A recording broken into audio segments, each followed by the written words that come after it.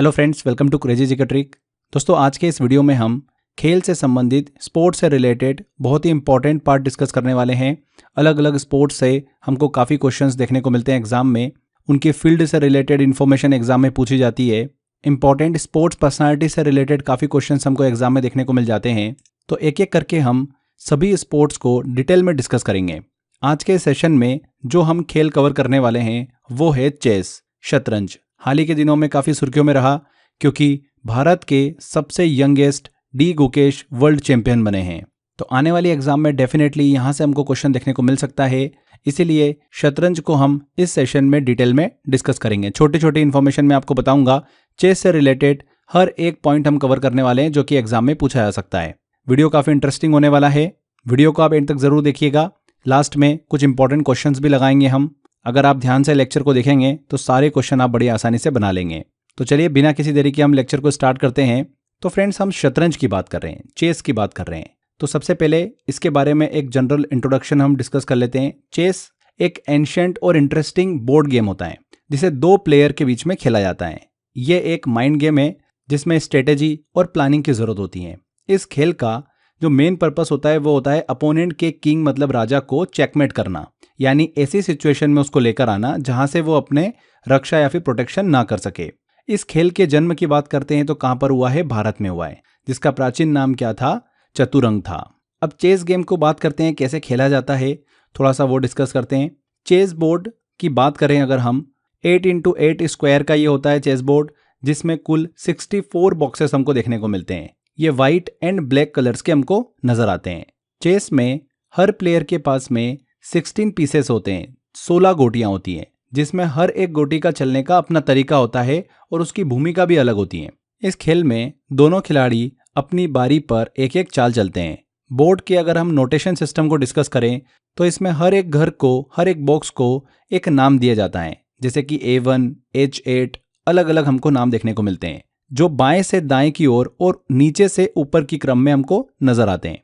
ये system moves को record करने के लिए बेसिकली यूज की जाती है।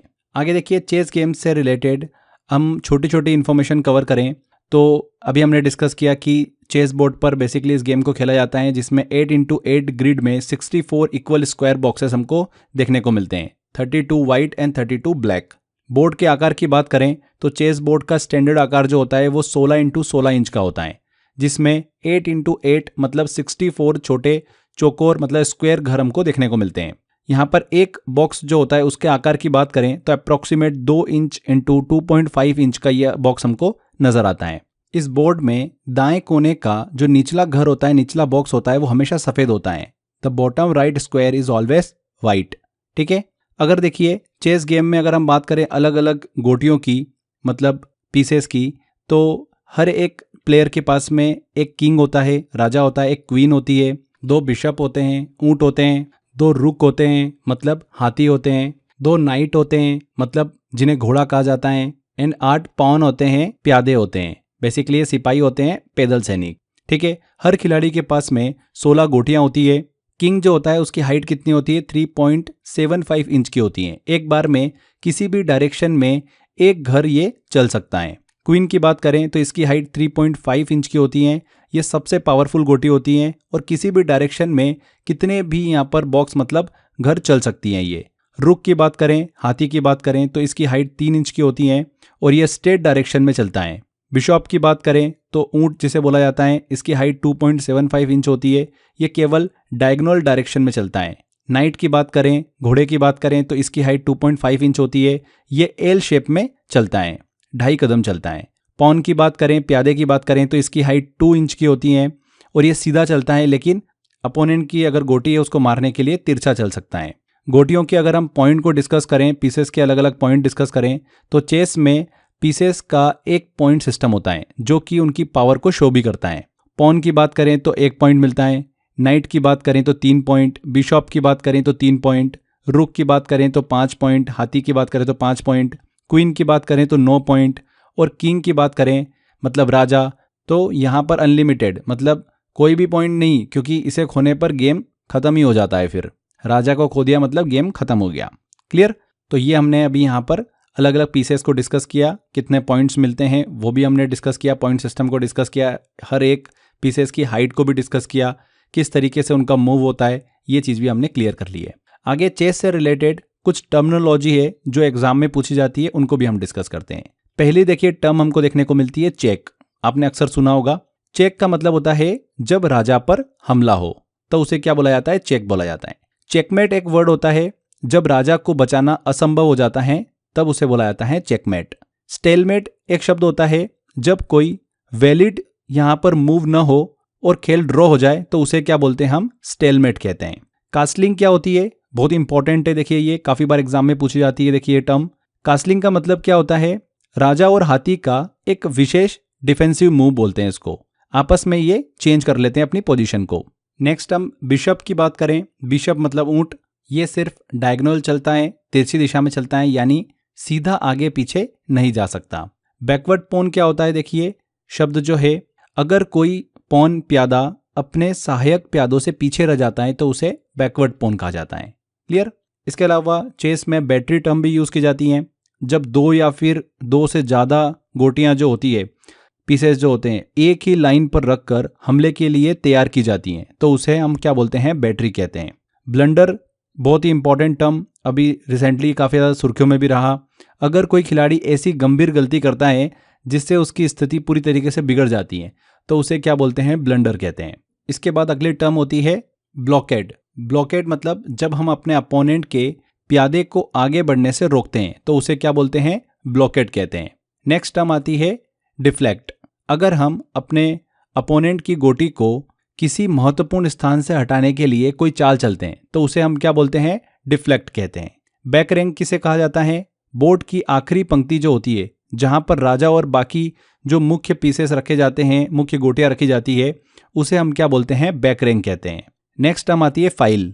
शतरंज बोर्ड में ऊपर नीचे वर्टिकल कॉलम को क्या कहा जाता है? फाइल कहा जाता है। कॉम्बिनेशन। कॉम्बिनेशन कुछ खास चालों की एक सीरीज होती है जिससे कोई खास रणनीति बनाई जाती है, उसे ही हम क्या बोलते हैं? कॉम्बिनेशन कहते हैं। जैसे कि अगर हम कोई पजल हल करते हैं, सॉल्व करते हैं, उसके लिए सही स्टेप चाहिए होती हैं, वैसे ही चेस में कॉम्बिनेशन बनाते हैं। नेक्स्ट टर्म आती है पॉन प्रमोशन। जब कोई प्यादा पॉन बोर्ड के आखिरी छोर तक पहुंच जाता है तो उसे किसी भी बड़ी गोटी या फिर हम बोल सकते हैं क्वीन, हाथी, ऊंट, घोड़ा, इनमें बदला जा सकता है। यहां पर ध्यान रखिएगा, राजा को छोड़कर। इसे क्या बोलते हैं? पॉन प्रमोशन कहते हैं। अगली टर्म आती है 50 मूव्स रूल। अगर 50 सालों तक कोई गोटी नहीं मारी गई या फिर प्यादा नहीं चला तो खेल जो होता है वो ड्रॉ हो जाता है। इसे बोला जाता है 50 मूव्स रूल। ठीक है। इसके बाद देखिए शतरंज के टाइम कंट्रोल के बारे में हम बात करते हैं, यानी खेल को खेलने का समय कितना होता है और उसके अलग अलग फॉर्मेट क्या होते हैं। सबसे पहले हम बात करते हैं ब्लिट्ज चेस की। ब्लिट्ज चेस मतलब हर खिलाड़ी को सिर्फ 3 से 5 मिनट इसमें मिलते हैं पूरी गेम के लिए। मतलब बहुत तेजी से खेला जाने वाला गेम है ये। इसमें कोई भी गलती भारी पड़ जाती है क्योंकि टाइम बहुत ही कम होता है। तो ब्लिट्ज चेस समझ में आ गया आपको। इसके बाद होता है रैपिड चेस, यानी कि बैलेंस और स्पीड का खेल। इसमें हर खिलाड़ी को 10 से 60 मिनट मिलते हैं, ना ज़्यादा तेज ना ज़्यादा स्लो। यही इसका सबसे अच्छा फायदा है। इसमें समय थोड़ा ज़्यादा होता है इसलिए खिलाड़ी को सोचने का मौका भी मिल जाता है। नेक्स्ट होता है क्लासिकल चेस। इसमें हर खिलाड़ी को 60 मिनट या उससे ज़्यादा का समय मिलता है। खिलाड़ी को सोचने का भरपूर समय मिल जाता है और यही कारण है कि ग्रैंड मास्टर्स इसी फॉर्मेट में खेलना पसंद करते हैं। नेक्स्ट आता है बुलेट चेस, सबसे तेज फॉर्मेट। सिर्फ 1 मिनट में पूरी गेम खेलनी होती है। यहाँ सोचने का समय ही नहीं होता है, सिर्फ रिफ्लेक्स और स्पीड मायने रखती है। यानी यह गेम उन लोगों के लिए होता है जो बहुत ही तेज निर्णय ले पाते हैं। तो ये अलग अलग टाइप हमने डिस्कस करे। इसके बाद फ्रेंड्स शतरंज की सबसे प्रतिष्ठित ट्रॉफियों और टाइटल्स के बारे में हम बात करते हैं जिनको जीतने का हर शतरंज खिलाड़ी सपना देखता है। पहला है वर्ल्ड चेस चैंपियनशिप। यह शतरंज का सबसे प्रेस्टिजियस टाइटल है जिसे जीतने वाला खिलाड़ी दुनिया का सबसे बड़ा चेस प्लेयर बन जाता है। इस टूर्नामेंट की शुरुआत 1886 में हुई थी और यह अब भी शतरंज का सबसे ऊंचा सम्मान माना जाता है। सेकंड होता है कैंडिडेट्स टूर्नामेंट। यह एक क्वालिफाइंग टूर्नामेंट होता है जो यह तय करता है कि कौन वर्ल्ड चेस चैंपियनशिप खेलेगा। इस टूर्नामेंट में दुनिया के 8 सर्वश्रेष्ठ खिलाड़ी हिस्सा लेते हैं और जो इसे जीत जाता है वही वर्ल्ड चैंपियनशिप में खेलता है। चेस ओलंपियाड की बात करते हैं तो ये एक इंटरनेशनल टीम शतरंज प्रतियोगिता होती है। इसमें पूरी दुनिया की चेस टीमें पार्टिसिपेट करती है और हर 2 साल में ये आयोजित किया जाता है। भारत ने 2020 में इस टूर्नामेंट में गोल्ड मेडल जीता था। नेक्स्ट आता है ग्रैंड मास्टर टाइटल। अक्सर आपने करंट अफेयर में सुना होगा। क्या होता है? शतरंज में सबसे बड़ा व्यक्तिगत सम्मान होता है, इंडिविजुअल ऑनर होता है। ये टाइटल फीडे के द्वारा दिया जाता है, FIDE के द्वारा। दुनिया के सबसे बेहतरीन खिलाड़ियों को ही ये मिलता है। अगर कोई खिलाड़ी 3 बार ग्रैंड मास्टर नॉर्म हासिल कर ले और 2500 प्लस रेटिंग तक पहुंच जाए तो उसे ग्रैंड मास्टर का खिताब मिलता है। विश्वनाथ आनंद भारत के पहले ग्रैंड मास्टर बने थे 1988 में। तो ये हमने famous chess trophies and title को डिस्कस किया। आगे देखिए, इंपॉर्टेंट इंटरनेशनल और नेशनल चेस प्लेयर की बात करते हैं जिनसे एग्जाम के अंदर काफ़ी क्वेश्चन पूछे जाते हैं। 10 ऐसे इंपॉर्टेंट प्लेयर मैंने निकाले हैं जो वेरी वेरी इंपॉर्टेंट है। सबसे पहला विश्वनाथ आनंद, आप सभी को पता भी होगा, भारत के सबसे प्रसिद्ध चेस खिलाड़ी, 5 बार के वर्ल्ड चेस चैंपियन। सेकेंड है डी गुकेश, भारत के युवा ग्रैंड मास्टर जो तेजी से उभरते हुए खिलाड़ी हैं। हाल ही में इन्होंने वर्ल्ड चेस चैंपियनशिप भी जीती है और वर्ल्ड चेस चैंपियनशिप जीतने वाले सबसे युवा खिलाड़ी बने हैं। रमेश बाबू प्रज्ञानंदा, भारत के उभरते हुए युवा ग्रैंड मास्टर हैं ये भी। कोनेरू हम्पी, महिला चेस में भारत का प्रमुख नाम और world rapid chess champion. Harikrishna Pentala, Bharat के सबसे अनुभवी चेस खिलाड़ियों में से एक। मैग्नस कार्लसन, नॉर्वे के वर्ल्ड चेस चैंपियन और आधुनिक समय के सबसे सफल खिलाड़ी माने जाते हैं Magnus Carlsen. Fabiano Caruana, America के शीर्ष खिलाड़ी हैं और वर्ल्ड चेस चैंपियनशिप के फाइनलिस्ट हैं। अली रेजा फिरोजा, ईरान के युवा ग्रैंड मास्टर हैं जो कि अब फ्रांस का रिप्रेजेंटेशन करते हैं। नेक्स्ट है इयान नेपोमनियाची, रूस के चेस ग्रैंड मास्टर और वर्ल्ड चेस चैंपियनशिप के प्रमुख खिलाड़ी। लास्ट है लेवोन आरोनियन, अर्मेनिया के प्रसिद्ध चेस ग्रैंड मास्टर और इंटरनेशनल चेस टूर्नामेंट के विजेता। तो ये टॉप 10 इंपॉर्टेंट हमने चेस प्लेयर को डिस्कस किया। अक्सर एग्जाम में इनसे रिलेटेड क्वेश्चन पूछ लेते हैं कि कोनेरू हम्पी जो है ये किस खेल से संबंधित हैं, ऐसे एग्जाम में क्वेश्चन बन जाते हैं। आगे देखिए, इंडिया लेवल में अगर हम चेस की बात करें तो यहाँ पर हमको एक संस्था देखने को मिलती है, All India Chess Federation, AICF। उसकी स्थापना कब हुई थी? 1951 में हुई थी। इसका हेडक्वार्टर कहाँ पर स्थित है? चेन्नई, भारत में है। चेस के फील्ड में अगर बात करें तो प्रथम अर्जुन पुरस्कार किसे मिला था? मैनुअल एरोन को मिला था 1961 में। प्रथम द्रोणाचार्य पुरस्कार रघुवीर नंदन बसंत गोखले को दिया गया था। प्रथम राजीव गांधी खेल रत्न, जिसे मेजर ध्यानचंद खेल रत्न के नाम से जाना जाता है, विश्वनाथ आनंद को दिया गया था 1991, 1992 के लिए। और 1985 में अर्जुन पुरस्कार से सम्मानित किया गया था विश्वनाथ आनंद को। First Indian male grand master की बात करें तो वो विश्वनाथ आनंद थे 1988 में। सेकेंड मेल ग्रैंड मास्टर कौन थे? दिव्येंदु बरुआ थे। First Indian female grand master की बात करें तो M विजय लक्ष्मी थी। तो ये कुछ बेसिक इन्फॉर्मेशन जो आपको पता होना चाहिए। देखिए, लेक्चर के दौरान हमने FIDE की बात करी थी। तो FIDE का मतलब इंटरनेशनल चेस फेडरेशन, इसकी स्थापना कब हुई थी? 20 जुलाई 1924 को इसकी स्थापना की गई थी। हेडक्वार्टर कहाँ पर इसका? लॉजेन, स्विट्जरलैंड में है। इसका काम क्या होता है, रोल क्या होता है?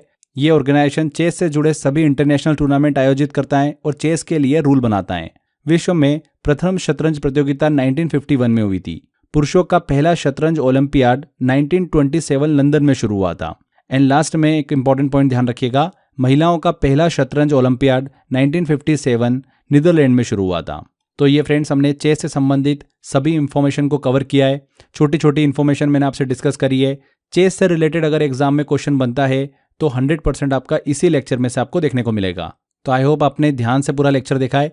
चलिए एक छोटा सा टेस्ट लगाते हैं कि इस टॉपिक से रिलेटेड क्या क्वेश्चंस हमको एग्जाम में देखने को मिलते हैं। पहला क्वेश्चन है, वर्ल्ड चेस चैंपियनशिप पहली बार किस वर्ष आयोजित की गई थी? कब आयोजित की गई थी? 1886 में। शतरंज में पॉन प्रमोशन का क्या मतलब होता है? तो जब एक प्यादा पॉन बोर्ड के अंतिम छोर तक पहुंचकर किसी बड़ी गोटी में बदल जाता है तो उसे हम क्या बोलते हैं? पॉन प्रमोशन कहते हैं। मतलब ए आंसर यहाँ पर बिल्कुल करेक्ट होगा। ग्रैंड मास्टर टाइटल किस संस्था द्वारा प्रदान किया जाता है? तो FIDE के द्वारा प्रदान किया जाता है। A answer. कैंडिडेट्स टूर्नामेंट किसके लिए आयोजित किया जाता है? तो विश्व शतरंज चैंपियनशिप के लिए योग्य खिलाड़ी चुनने के लिए आयोजित किया जाता है। सी आंसर यहाँ पर करेक्ट होगा। शतरंज में ब्लिट्ज चेस का क्या अर्थ होता है? ब्लिट्ज चेस में हर एक खिलाड़ी को 3 से 5 मिनट तक का समय मिलता है। खेल का एक फॉर्मेट है ब्लिट्ज चेस। सी आंसर यहाँ पर करेक्ट होगा। नेक्स्ट क्वेश्चन है, कैसलिंग का मुख्य उद्देश्य क्या होता है? कैसलिंग मतलब किंग को सुरक्षित करना और रूक को एक्टिव करना। कैसलिंग जो होता है ये शतरंज का एक बहुत ही स्पेशल मूव होता है जिसे किंग को सुरक्षित करने और रूक को एक्टिव करने के लिए किया जाता है। किंग को सुरक्षित करने के लिए कैसे? इसका मकसद ये होता है किंग को कोने में ले जाना जहाँ पर वो ज़्यादा सुरक्षित रहे और शुरुआती स्थिति में जो किंग होता है, राजा जो होता है, वो बोर्ड के बीच में होता है, सेंटर में होता है, जहाँ पर ज़्यादा हमले हो सकते हैं और खतरा भी रहता है। तो कैसलिंग करके क्या करते हैं, राजा को सुरक्षित कर लेते हैं। तो ये एक बेसिकली चेस का मूव होता है। तो इस तरीके से काफ़ी क्वेश्चन एग्जाम में पूछे जाते हैं। आई होप आपने सारे क्वेश्चन बना लिए होंगे। जितना मैंने आपको पढ़ाया बस ध्यान से अगर आपने समझा होगा, देखा होगा, तो कभी भी इस खेल से रिलेटेड एग्जाम में क्वेश्चन पूछेंगे 100% आप बिल्कुल सही करके आओगे। तो यहाँ पर हमारा ये सेशन कंप्लीट होता है। अगर आप इतनी सिंपल तरीके से बिल्कुल एग्जाम ओरिएंटेड जीएस को पढ़ना चाहते हैं, हर एक सब्जेक्ट को कंप्लीट करना चाहते हैं, तो आप मेरा 100 आवर जीएस का कोर्स ले सकते हैं, एनरोल कर सकते हैं उसके अंदर, जहाँ पर मैंने आपको सभी सब्जेक्ट्स पढ़ाए हुए हैं। 6-7 सब्जेक्ट्स जो भी हैं जीएस के अंदर आते हैं, history, polity, science, economics, sports, सभी मैंने आपको कवर कराए हैं। 100 घंटे के अंदर टू द पॉइंट हमने वही इन्फॉर्मेशन करी है जो एग्जाम ओरिएंटेड है, लगातार एग्जाम के अंदर पूछी जाती है। 3500 प्लस इंपॉर्टेंट क्वेश्चंस भी मैंने आपको इस कोर्स के अंदर दिए हैं, जिसकी आप लगातार प्रैक्टिस कर सकते हैं। ये वही क्वेश्चन है जो अलग अलग एग्जाम में पूछे जाते हैं। हिंदी एंड इंग्लिश मिक्स में मैंने इस कोर्स को आपके लिए डिज़ाइन कर रखा है। 2 साल की वैलिडिटी के साथ में आप इस कोर्स को एनरोल कर सकते हैं। अगर आप लेना चाहते हैं तो डिस्क्रिप्शन बॉक्स और कमेंट बॉक्स में लिंक दे रखा है, वहाँ पर क्लिक कर आप इस कोर्स को ले पाएंगे। इसके अलावा crazy GK trick application download कर लीजिए, वहाँ पर फाउंडेशन कोर्स में कोर्स बाय अक्षय सर में आपको ज्वाइन करने का ऑप्शन मिल जाएगा। तो फ्रेंड्स, आज के इस वीडियो में इतना ही। आई होप आपको वीडियो अच्छा लगा है। वीडियो अच्छा लगा है तो वीडियो को लाइक कर दीजिए, शेयर कर दीजिए एंड कमेंट करके जरूर बताइएगा कि वीडियो कैसा लगा। अगर आपने अभी तक चैनल को सब्सक्राइब नहीं कराएं तो सब्सक्राइब भी कर लीजिए। मिलते हैं फ्रेंड्स अगले वीडियो में। Till then, bye bye.